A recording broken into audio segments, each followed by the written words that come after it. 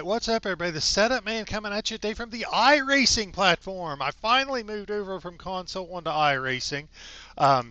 This is a setup for Richmond in the next gen cars or the Cup cars. Taking me a long time to get the hang of driving these things and a long time to get any clue on how to set it up, but I think I got a setup that is at least worthy of sharing with you guys. I have ran a 22.8 with this setup, and I am hoping to get a 22.9 here on video for you guys within a tenth of my best, and then we can do all kinds of things like talk about how the setup was built and all that stuff. Oh, overshot turn one, not good, not good. Don't do that. That's not going to get me a 22.9.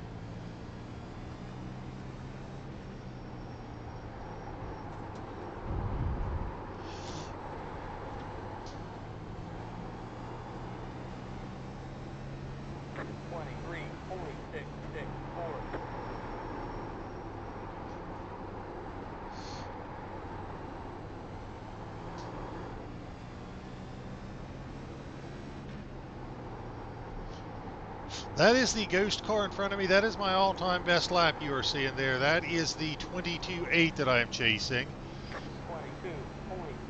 And there's the 22.9 that I'm looking at. So now let's talk about a couple of things here. Before we talk about how I get around this track, let's talk about the conditions under which this setup was built, okay? So in iRacing, air temp and track temp makes a huge difference. Higher temperatures result in a slicker track, less grip, car's generally looser and has less grip overall, and slower track times. Lower temperatures give you more grip, a little bit tighter but more grip, faster lap times. This was built 76 degree air temperature, excuse me, 76 degree air temperature, 127 degree track temperature. Now that is not the slickest or the hottest you can go, but it's pretty high up there. So you could lower your temperature for your test drive session, which is what I am, and probably run a lot faster laps, cut several tenths off of it, okay? But I wanted a car that had some grip on a slick surface because it's a whole lot easier to adjust and maybe loosen a car up just a little bit if it's a little tight on a track with a ton of grip than to try to figure out how to drive a car or how to get grip when you got a hot, slick, slippery track and you're sliding all over the place. So this was kind of designed to go onto a little bit of a slicker track, and I think it's probably going to be close to the conditions we're going to see when the iRacing series goes to Richmond this week. But let's talk about how I get around here, then we'll go to the garage, okay? So I kind of follow the suggested line more or less. This mark right here, those white lines on this red mark, that is kind of my braking point, which is just a hair before it says you brake. And on these, every other red mark up here has one of those, so you can see, or maybe every third or fourth one. But anyway, this is the one I use to brake from, which is pretty close to the suggested line.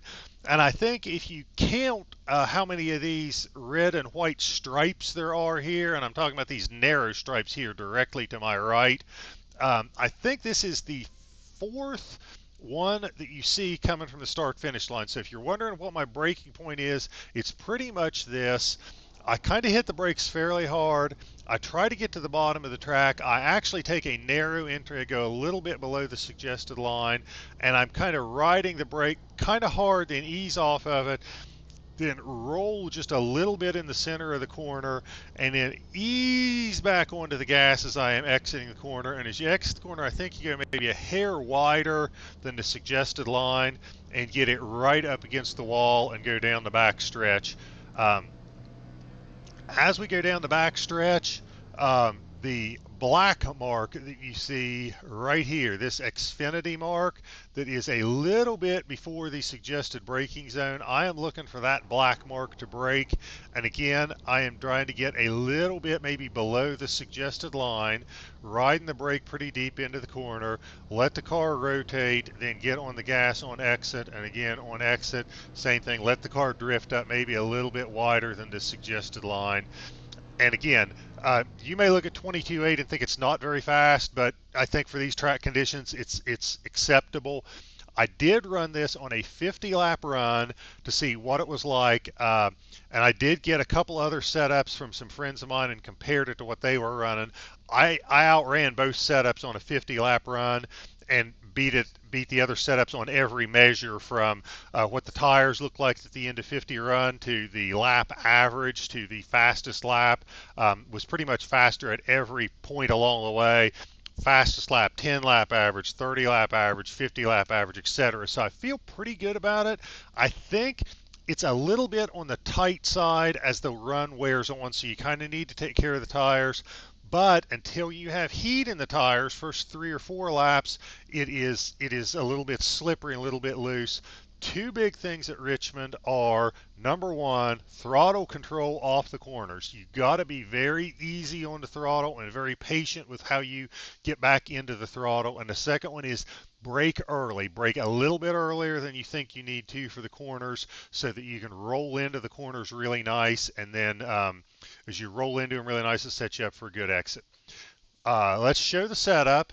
And again, tire temperatures here, lower end of the spectrum. I don't think you can start below 28 degrees on the front. I'm not on the right side, both front and rear. I'm not sure about the left, but I am a little bit, I'm actually not a little bit, I'm very low on the tire pressures, and that's pretty typical, I think, of a short track. Chassis, I'll show to you a couple of big things here. Front brake bias is really low, and I do that because you're trying to brake hard and you're trying to get the car to turn while you are on the brakes at Richmond. So to make the car turn while you're on the brakes, you need a low front brake bias. The higher you go on this front brake bias, the harder it is to turn while you're on the brakes. And you can do that by adjusting it manually here. You can also do it by how much you have as the size of the stuff for the front and rear master cylinder. I like the stiffer sway bars in the front. So this is the stiffest sway bar positioning, and this is the stiffest sway bar diameter.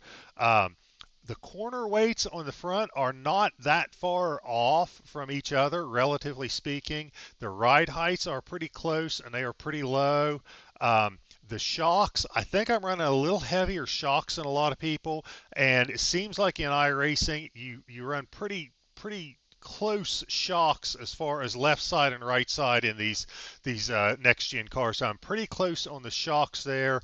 Generally speaking, lower ride height is a little bit better. The caster, I've got a little more gap in the caster, I think, than a lot of people. That also helps you from corner entry to mid corners, having a little higher caster and a little bigger gap between them. What else?